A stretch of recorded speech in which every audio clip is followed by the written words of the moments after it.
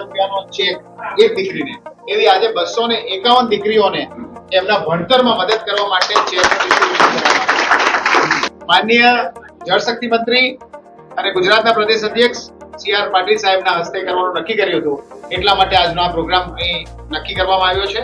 માનનીય પ્રધાનમંત્રી શ્રી નરેન્દ્ર મોદી સાહેબના જન્મ દિવસને નિમિત્ત બનાવીને આખા દેશમાં અલગ અલગ સંસ્થા, અલગ અલગ વ્યક્તિ, ભારતીય જનતા પાર્ટી સહિત અલગ અલગ સંસ્થાઓએ અનેક પ્રકારની સેવાકીય પ્રવૃત્તિ એનો પખવાડિયામાં ઉજવણી કરીને કામ કર્યું છે.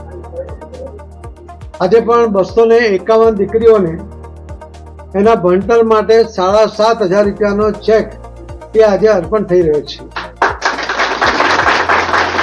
પણ અહીંયા અટકતું નથી. આ જેમના તરફથી આ ચેક અર્પણ કરવાનો નિર્ણય કરવામાં આવ્યો જેવા શ્રી નીલકંઠ કન્સલ્ટન્સીના પિયુષભાઈ દેસાઈ અને એમના મિત્રો, એમના ભાગીદારો, એમણે તો ખૂબ મોટો આંકડો નક્કી કર્યો છે કે ખૂબ મોટી સંખ્યામાં જે દીકરીઓના મા બાપ નથી અથવા પિતા નથી એવા એ દીકરીઓને 7,500 રૂપિયાનો ચેક એમને આપો.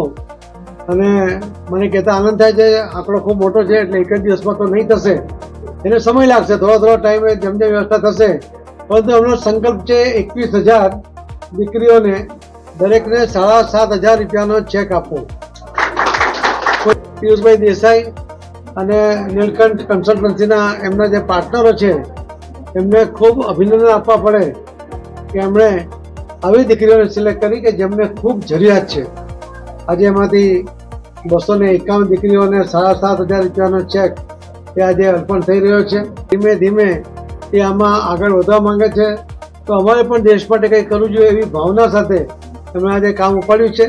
એટલા માટે ફરીથી પિયુષભાઈને, એમના ટીમને ખૂબ ખૂબ અભિનંદન આપું છું. જે દીકરીઓને આજે આ ચેક મળવાનો છે એમને પણ અભિનંદન આપું છું.